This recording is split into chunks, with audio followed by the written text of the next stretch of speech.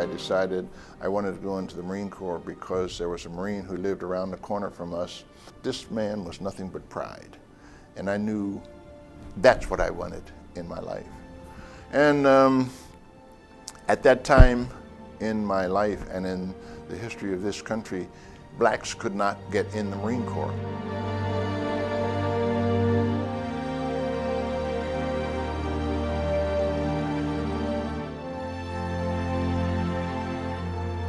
Montford Point camp was a segregated camp where black men were garrisoned. Nobody ever heard of it, nobody ever knew about it, and nobody ever knew it existed. There were only 2 boot camps in the Marine Corps for 99.9% of the Marines. My drill instructor, he was the one that told us that if you're going to be a black Marine, you're going to have to be better than anybody else. Better. When I went in, actually, we only had a few non-commissioned officers. And one of the officers wound up having Montford Point named after him, Hashmark Johnson. He didn't have to say anything. Just look in his eyes, the stare, you knew what he meant. And you just waited for him to speak. You were subjected to very intense training, and you feel like a survivor. The fact you survived the training, and now you're officially a Marine. You felt as though you had accomplished something within yourself. You know, Buffalo Soldier, Tuskegee Airmen, all this, and the Montford Point Marines, you know, it's the same thing.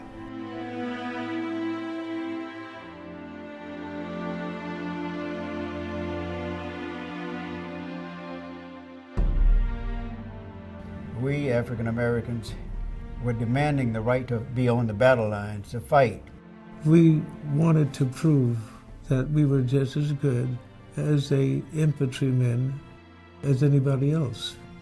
I found myself as a corporal, and I took over a squad. We ended up on the island of Iwo Jima. I landed on D-Day, incidentally. So when we got to Iwo Jima, it was a city of ships. One of the most unbelievable sights you want to see in your life. All the landing crafts were going around in a circle, forming a line to come in waves to the beach. First of all, the waves, understand, that were coming in against the banks. They were ferocious and sometimes covered you up. That was in my mind. Would I ever see my brothers and sisters again there? They were just pitch black. When the Japanese fired their weapons, they get a good idea of where they were located. From out of that, there were 2 in my squad that earned both the Silver Star and the Bronze Star. It was still segregated up until the Korean War. Marine Corps was one of the first branches of the military to start to integrate. Now I was the only black in the outfit. At 31 Marines, only 1 black. Okay, they wouldn't say a word to me. So when we get to Incheon, now these guys now begin to warm up to me because they realize that we depend on each other. Well, our lives depend on one taking care of the other. So we get to Chosen Reservoir, the Chinese had cut us off completely. So now we got to get ourselves out of there. Now the worst part of that is it's 35 below zero. We ran out of food, ran out of water, ran out of ammo. My boot would literally froze to my foot. When my boot came off, part of my foot came off with it. So all my toes on my right foot are gone. The training I got at Montford Point saved my life.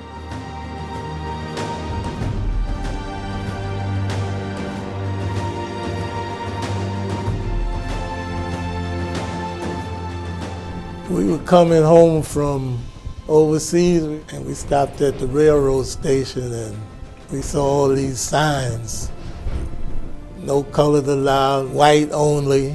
And we took all them signs down.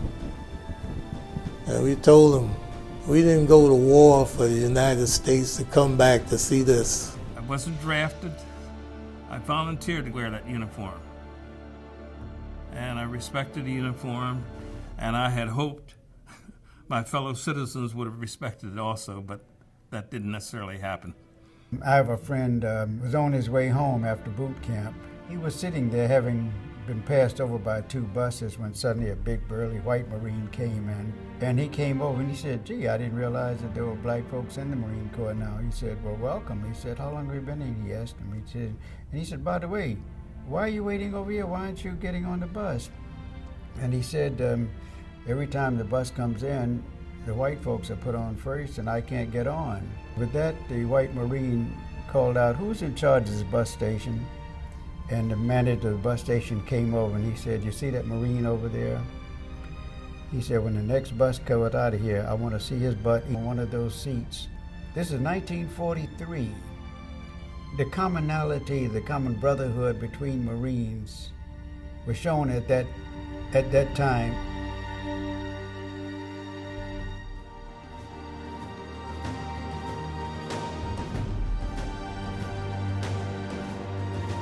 During World War II and afterwards, the highest rank that a black person could go was to that of 6th Striper sergeant in the military. Captain Frederick C. Branch became the first officer in November 10th, 1945, after the war had ended. Then years later, we had warrant officers. Annie Grimes, she's the 3rd black woman to come in the Marine Corps. She's the first to be commissioned. People like me, other minorities in the Marine Corps, have the opportunity to be a part of this organization because of their sacrifices. Being a drill instructor myself, I never forgot the struggles that they went through. The sky's the limit of things that I can do because of these Marines. It's a different attitude, a complete different attitude. And back in the days when we were coming along, I don't believe that would ever happen.